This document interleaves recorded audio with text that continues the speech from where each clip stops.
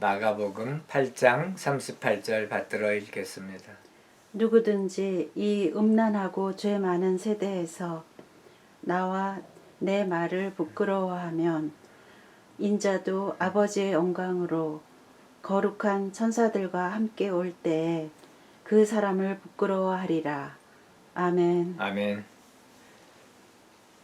이제 예수께서 제자들과 무리들에게 마가복음 8장 31절에서 이렇게 말씀하시죠. 인자가 많은 고통을 받고 고난을 받고 장로들과 대제사장들과 서기관들에게 버림받되어 배척당하고 죽음을 당하고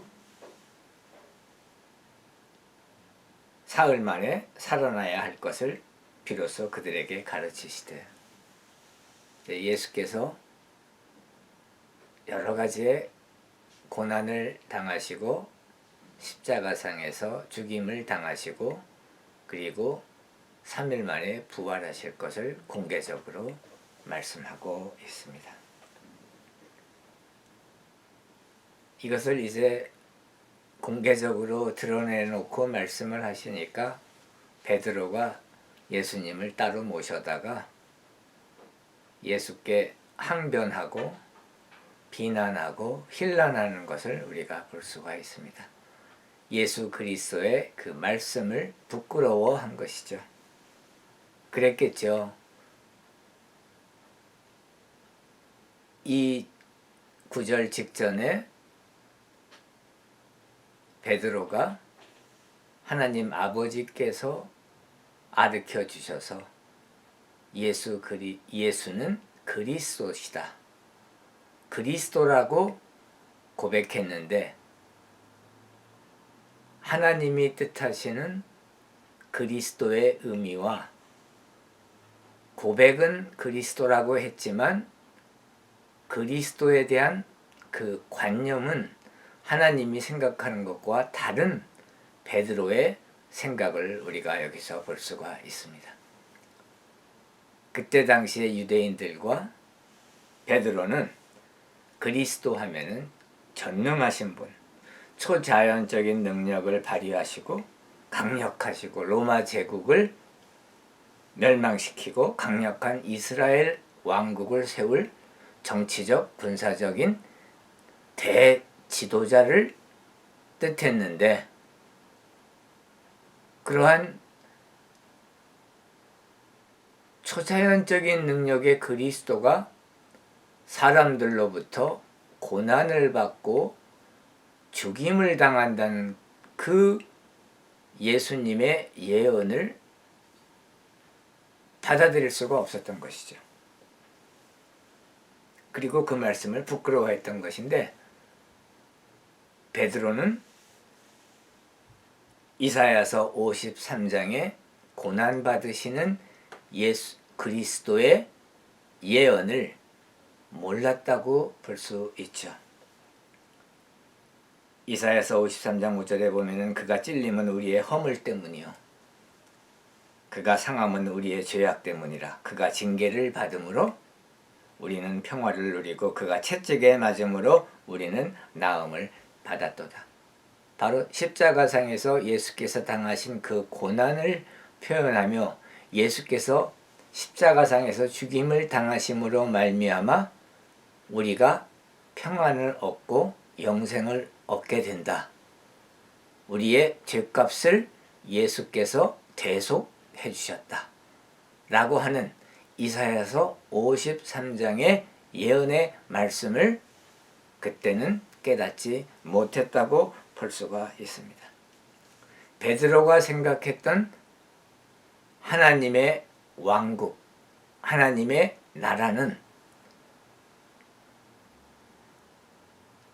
우리 주 예수 그리스도께서 뜻하신 하나님의 나라와 이때는 달랐던 것이죠. 하나님 나라의 그 특성을, 그 성격을 베드로는 잘 몰랐던 것입니다. 베드로는 그리스도라는 뜻을 육체적이고 잠시 있는 이 세상의 일로서 해석을 했고, 하나님이 뜻하시는 그리스도는 영적이며 영원한 세계를 뜻하는 것이었던 것이죠. 히브리서 9장 22절에 보면은 율법을 따라 거의 모든 물건이 피로써 정결하게 되나니 피 흘림이 없은즉 사함이 없느니라. 피 흘림이 없으면 사함이 없느니라. 이 말씀은 곧 앞으로 예수께서 십자가상에서 피 흘림이 있어야지만 모든 사람들이, 그것을 믿는 사람들은 구원을 받는다는 그 말씀과 직결되어 있는 것이죠.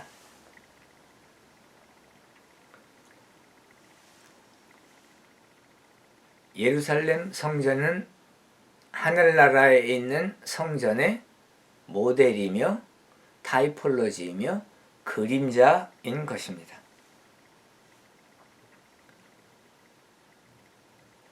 피 흘림이 없은즉 죄사함이 없기 때문에 피를 흘려야 되는 것이죠. 그리고 그것으로 제사를 해야 하는 것이죠. 그렇기 때문에 예루살렘 성전에 있는 지성소에 대제사장이 들어가 속죄소, 시은자, 멀시싯 위에 황소, 염소의 피를 뿌리고 이스라엘 사람들의 죄를 사함받은 것이죠. 왜냐하면 피 흘림이 없으면 죄사함이 없다라고 하나님이 모세 오경에서 말씀하고 계시기 때문인 것입니다. 그래서 그 모세 오경에 나오는 절차대로 짐승의 피로서 제사를 함으로 이스라엘 사람의 죄사함을 받은 것이죠. 그리고 그렇게 하라고 이스라엘 백성의 죄사함을 받기 위해서 짐승의 피로서 제사를 하라고 모세 오경에서 명령하고 있습니다. 그런데 이것은 바로 그림자이고 이것의 원형은 구약 시대에 이미 앞으로 신약 시대에 하나님 아들 예수 그리스도께서 오셔서 십자가에서 피를 흘려주심으로 말미암아 우리 인류에게 죄사함을 주신다고 하는 그러한 그림자로서 그것을 구약시대에 했던 것입니다. 히브리서 9장 28절에 보면은 이와 같이 그리스도께서 많은 사람의 죄를 담당하시려고 단번에 들이신 바 되었다. 히브리서 10장 3절 4절에 보면은 매년 한 번씩 대속죄일에 황소 염소의 피로 제사를 하고 그리고 매일 계속해서 짐승의 피로 제사를 지내고 지속적으로 죄사함을 받아야 했다. 왜냐하면 황소와 염소의 피가 능히 죄를 없이 하지는 못하기 때문에 이스라엘 백성들의 그 죄사함을 받기 위해서 매일 계속적으로 짐승의 피로써 예루살렘 성전에서 제사를 지내야 했던 것입니다.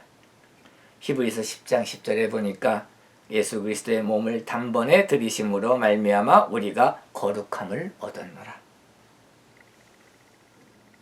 예수께서 십자가상에서 몸을 단번에 들이심으로 말미암아 우리가 이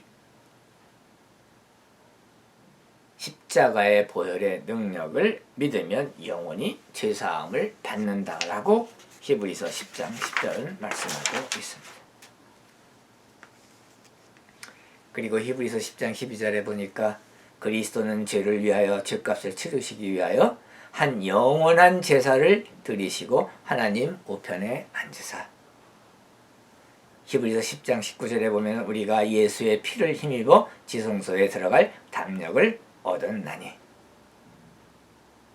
이를 위해서 예수께서 고난받으시고 십자가에 죽임을 당하시고 3일 만에 부활하신다고 예수께서 말씀하셨는데 그 의미를 그때 당시에는 베드로는 몰랐습니다. 그래서 그 말씀을 부끄러워하고 아니 어떻게 그리스도시라고 하는데 그리스도이신데 그리스도는 전능하신 왕 중의 왕인 막강한 능력에 초자연적인 능력을 행하시며 로마 제국을 멸망시키시며 이스라엘 왕국을 부흥시키시며 강대국으로 만드실 지도자이신데 어떻게 고난을 당하시고 죽임을 당하십니까? 라며 예수의 그 말씀을 부끄러워하며 예수께 항변하는 베드로의 그 모습을 우리가 여기서 볼 수가 있는 것이죠. 그때 당시에 베드로는 하나님의 그 그랜드 디자인, 그 대계획, 인류의 죄값을 치루어주시고 인류를 구원하시는 그 구원의 목적에 대해서 몰랐던 것입니다. 이사야서 53장에 예수 그리스도의 대속하시는 십자가의 죽음에 관하여 전혀 몰랐던 것이죠. 빌립보서 2장 6절 7절 이 말씀은 우리에게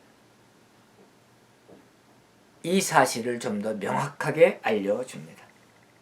그는 근본 하나님의 본체이시나 하나님과 동등됨을 취할 것으로 여기지 아니하시고 오히려 자기를 비워 종의 형체를 가지사 사람들과 같이 되셨고 원래 하나님이신데 성삼위일체 하나님 중에 2위이신 하나님 아들 예수이신데 예수 그리스도께서 이 땅에 사람의 몸을 입고 인간의 형태를 종의 형체를 가지사 사람들과 같이 되셨다. 그 목적은 우리의 죄값을 대속해 주시기 위해서였던 것이죠. 원래의 하나님의 계획인 것입니다. 사람의 모양으로 나타나사 자기를 낮추시고 죽기까지 복종하셨으니 곧 십자가에 죽으심이라. 죽기까지 복종하심으로 십자가에 죽으심으로 말미암아 모든 인류가 그것을 믿으면 구원받는 그 사람들이 모든 사람들이 다 죄사함을 받는 이 사실을 이 진리를 믿는 모든 사람들이 구원을 받고 죄사함을 받는 그 대속의 길을 십자가에서 열어주시기 위해서 하나님이신데 인간의 모양을 입으시고 종의 형체를 입으시고 이 땅에 사람으로 나타나셔서 십자가에 죽으셨다 그 말씀입니다. 모르페 테우 하나님의 형체를 가지신 분이죠. He is in the form of God. 하나님의 형체를 입으신 하나님이셨죠. 이사세우. 이사는 이꼴입니다. 동등하다. 하나님과 동등하신 분이었는데 모르펜 돌로우. 종의 형체를 입으시고 스케마티 이레세이스 호스 안트로포스 안트로포스는 사람이죠. 스케마티 사람의 모양으로 나타나셨느니라. 바로 이게 예수 그리스도이신 것입니다. 이것을 집약적으로 빌립보서 2장 6절 7절 8절에 잘 설명하고 있습니다. 자기를 낮추시고 죽기까지 복종하셨으니 곧 십자가에 죽으심이라. 이것을 위해서 이 땅에 성육신하신 예수 그리스도이신데 베드로가 그 뜻을 못 알아듣고 예수께 항변하고 예수를 비난하는 것을 우리가 볼 수가 있습니다. 그러니까 예수께서 제자들과 무리에게 말씀하셨죠. 누구든지 나를 따라오려거든 자기를 부인하고 자기 십자가를 지고 나를 따를 것이니라. 누구든지 자기 목숨을 구원하고자 하면 잃을 것이요 누구든지 나와 복음을 위하여 자기 목숨을 잃으면 구원하리라.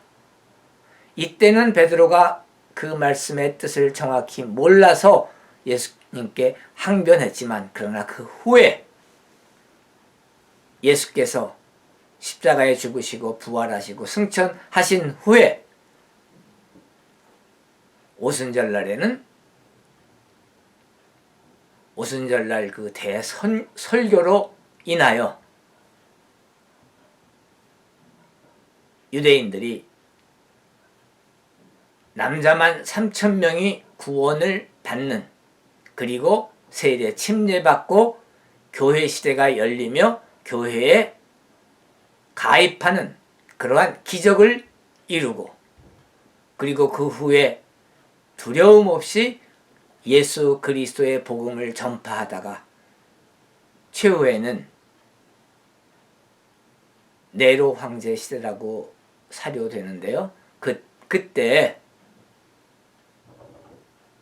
십자가에 못 박혀 죽임을 당하고 순교하는 베드로의 모습을 우리가 알죠.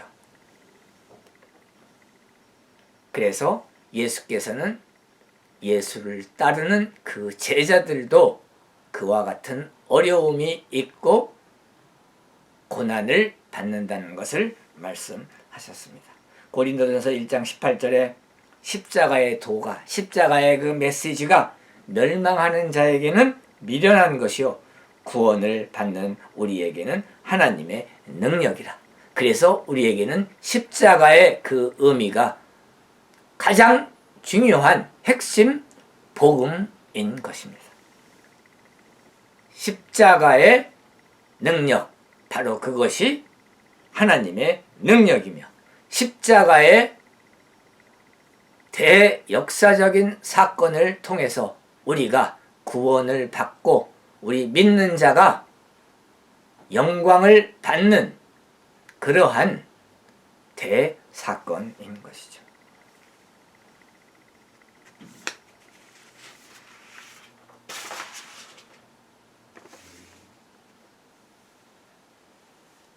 십자가에서 고난과 고통을 받으시고 죽임을 당하신 예수 그리스도, 예수 그리스도께서 그때 흘리신 그 보혈의 능력으로 우리의 죄값을 치루어 주셨습니다. 그것을 믿는 우리 믿는 자들, 그리스도인들은 예수 그리스도의 십자가의 죽음에 동참하고 그리고 3일에 부활하신 예수 그리스도와 함께 부활하여 영생을 누리는 그러한 하나님의 은혜를 받은 믿는 자들인 것입니다. 할렐루야. 하나님께 영광 돌립니다. 로마서 8장 35절에도 보면은 누가 우리를 그리스도의 사랑에서 끊으리요. 환난이나 곤고나 박해나 기근이나 적신이나 위험이나 칼이랴. 이 글을 기록한 저자 사도 바울도 하나님의 복음, 예수 그리스도의 복음 전파하고 선교하는 과정에서 환난, 곤고, 박해, 기근, 적신, 위험, 칼, 이러한 것들로부터 위험을 당했죠. 곧 자기를 부인하고 자기의 십자가를 지고 예수를 따른 사도 바울이 그것을 기록하고 있습니다. 그러면서 로마서 8장 37절에서 사도 바울은 고백합니다. 그러나 이 모든 일에 우리를 사랑하시는 이로 말미암아 우리가 넉넉히 이기느니라. 우리 믿는 자들 그리스도인들은 그 신앙 간증을 다 들어보면은 우리를 사랑하시는 예수 그리스도로 말미암아 결국에는 우리가 승리하는 인생을 살게 된다는 것을 말씀하고 계신 것이죠. 하나님의 축복과 보호가 있는 것입니다. 그것을 여러분들은 믿으십니까? 믿으시기 축원합니다. 마가복음 8장 38절에 누구든지 나와 내 말을 부끄러워하면 인자도 아버지의 영광으로 거룩한 천사들과 함께 올 때에 그 사람을 부끄러워하리라. 예수님과 예수님의 그 말씀을 우리가 자랑스럽게 부끄러워하지 아니하고 선포하고 전도하고 선교하라고 예수께서 우리에게 명령하고 계신 말씀이죠.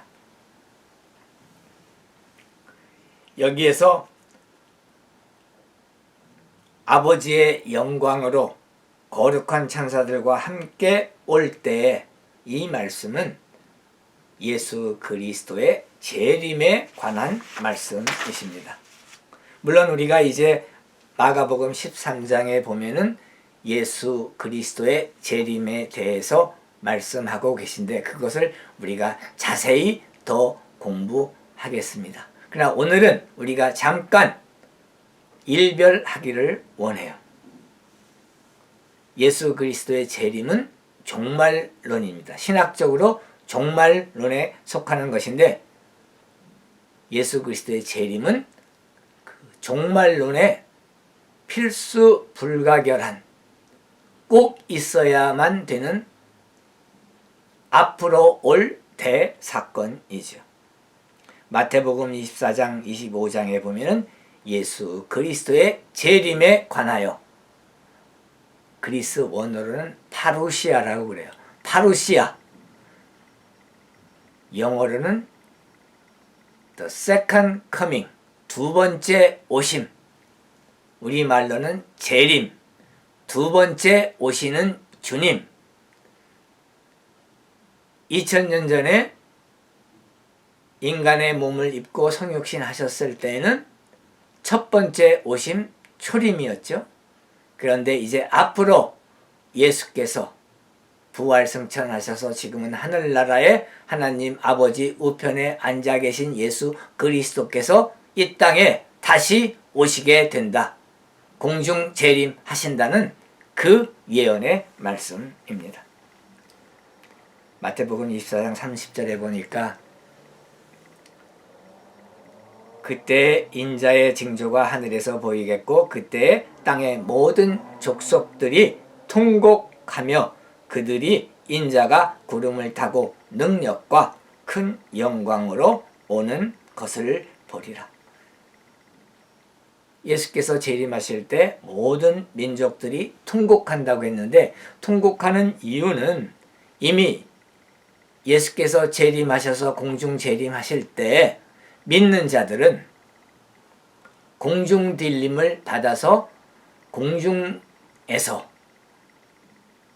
예수 그리스도를 만나고 재림하신 주를 만나며 거기에서 혼인잔치를 하기 때문입니다. 천국 잔치를 하기 때문에 이제 이 땅에 남아있는 사람들은 믿지 않는 자들이기 때문에 구원받지 못한 자들이기 때문에 예수 그리스도께서 재림하셔서 심판하실 것을 알고 통곡하는 것이죠.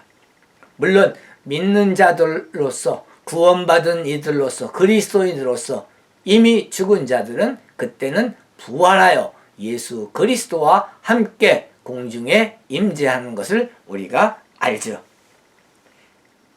마태복음 24장 40절 41절은 그래서 공중 들림 휴거에 대해서 우리에게 말씀하고 계십니다. 또한 마태복음 25장 31절에 보니까 인자가 자기 영광으로 모든 천사와 함께 올 때 재림하실 때 자기의 영광, 하나님의 영광, 하나님 아버지의 영광으로 모든 천군 천사들과 함께 재림하실 때 자기의 영광의 보좌에 앉으리니. 왕 중 왕으로 오시는 천지 창조하신 위대하신 하나님 아들로서 오시는 예수께서 재림하시며 그의 왕좌에 보좌에 앉으신다는 그러한 예언입니다. 25장 32절에 보니까 모든 민족을 그 앞에 모으고 각각 구분하기를 목자가 양과 염소를 구분하는 것과 같이 하여 세퍼레이트 하는 거죠. 양과 염소를 세퍼레이트 구분하고 분리시키고 그때 임금이 the king 그 오른편에 있는 자들에게 이르시되 내 아버지께 복받을 자들이여 나와 창세로부터 너희를 위하여 예비된 나라를 상속받으라. 그 오른쪽에 있는 의로운 자들, 구원받은 자들, 예수 그리스도를 주님으로 영접한 거듭난 그리스도인들, 믿는 자들은 하나님의 축복을 받으며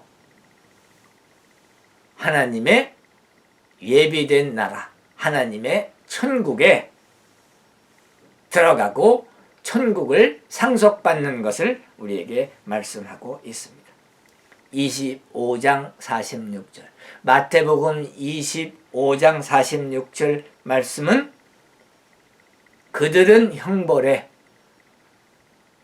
불의한 자들은 형벌에 의롭지 못한 자들은 형벌에 믿지 않는 자들은 형벌에 예수 그리스도를 주님으로 영접하지 않는 불신자들, 악인들은 영벌에 영원한 벌을 받는 지옥에 영벌에 의인들은 믿는 자들은 그리스도인들은 예수 그리스도를 주님으로 영접하고 거듭난 믿는 자들은 영생에 들어가리라. 영생에 들어가리라 하시니라.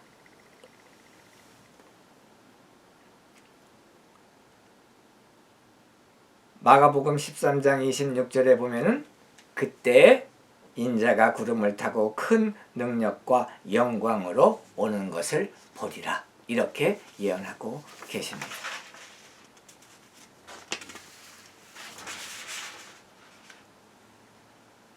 재림의 특성에 대해서 우리가 잠깐 같이 공부하기 원합니다. 첫 번째는 퍼스널, 개인적으로, 친히, 직접 예수께서 오시는 것입니다. 예수께서 친히 오시는 것이죠. 요한복음 14장 3절에 보니까 내가 다시 와서 너희를 데리고 가서 너희도 나 있는 곳에 있게 하리라. 다시 와서 내가 재림하겠다. 그리고 그때 너희를 데리고 가서 나 있는 곳에 있게 하리라. 천국에서 같이 있게 된다. 그 말씀이시죠. 데살로니가전서 4장 16절에도 보니까 주께서 친히 하늘로부터 강림하시리니. 또 승천하실 때 하신 말씀이죠. 사도행전 1장 11절 천사가 너희 가운데서 하늘로 올려지신 이 예수는 하늘로 가심을 본 그대로 오시리라. 이렇게 천사가 예언했습니다. 그래서 첫 번째 특성은 예수께서 친히 다시 오신다는 것이고, 두 번째로는 피지컬, 육체적으로 형체를 가진 모습으로 영적인 임재함이 아니고 육체적으로 실질적으로 물질의 형태를 띠고 육체적으로 피지컬하게 오신다는 말씀입니다. 마태복음 28장 20절 우리가 잘 아는 말씀이죠. 내가 너희와 함께 세상 끝날까지 같이 있겠다. 이렇게 약속하셨는데 오순절날 성령님께서 하늘나라에서 이 땅에 강림하신 그 이후로부터 하나님의 영, 그리스도의 영, 성령께서 이 땅에 계신, 이 땅에 내려오신 그 성령 강림절 오순절 이후부터 이때까지 영적으로는 예수 그리스도께서 우리와 함께 계신 것입니다. 우리와 함께 임재하고 계신 것이죠. 그래서 마태복음 28장 20절에도 보면은 세상 끝날까지 내가 너희와 함께 있으리라. 바로 이 말씀에 의거해서 영적으로는 우리 주 예수 그리스도께서 우리와 함께 이 시간에도 무소부재하신 옴니프레젠트하신 예수 그리스도께서, 무소부재하신 하나님께서, 예수 그리스도께서 이 땅에서 믿는 자들에게 함께 임재하시며 함께 동행하시며 함께 계신다는 것을 우리가 믿습니다. 그런데 예수 그리스도께서 재림하실 때는 이 spiritual presence, 그 뜻이 아닌 physical presence, 이제 승천하실 때 그 모습 그대로 이 땅에 다시 재림하신다고 하는 말씀인 것이죠. 피지컬하게 오신다고 하는 말씀인 것입니다. 그것이 바로 파루시아인 것입니다. 아포칼립토스, 에피파니아, 예수 그리스도께서 다시 나타나신다는 그 뜻 자체는 프레젠스, 임재하신다는, 지금도 계신다는 그런 뜻도 있지만 또한 앞으로 오신다는 그러한 뜻이 있는 단어인 것이죠. 바로 그 파루시아가 이제는 곧 있을 걸로 임박해 있는 것으로 우리는 믿습니다. 또한 세 번째, 비지블, 눈에 보이게끔 오시는 것입니다. 사도행전 1장 11절에서도 승천하실 때 그 모습 그대로, 이제 하늘나라로 가실 때 그 모습 그대로 또한 똑같은 모습으로 이 땅에 재림하신다고 하는, 우리 눈에 보이는 비지블한 그러한 것을 우리에게 말씀하고 계십니다. 그래서 마태복음 24장 30절에도 보면은 그들이 본다고 했습니다. 볼 것이요, 그들이 인자가 구름을 타고 능력과 큰 영광으로 오는 것을 보리라. 우리가 예수 그리스도께서 재림하시는 것을 볼 것입니다. 계시록 1장 7절에 보면 볼지어다 그가 구름을 타고 오시리라. 각 사람의 눈이 그를 보겠고 그를 찌를 자들도 볼 것이요 땅에 있는 모든 족속이 그로 말미암아 애곡하리니 그걸 하리라. 아멘. 시간이 없으므로 딱 한 가지만 말씀하겠습니다. 그를 찌른 자도 볼 것이요. 이 말씀은 무엇이냐면은 믿는 자들만 부활하는 것이 아니고 악인들도, 믿지 않는 자들도, 불신자들도 부활해서 예수 그리스도의 심판을 받는다는 것을 얘기하는 것입니다. 그렇기 때문에 그를 찌른 자들, 곧 로마 병사들이 예수 그리스도께서 십자가에 못 박히실 때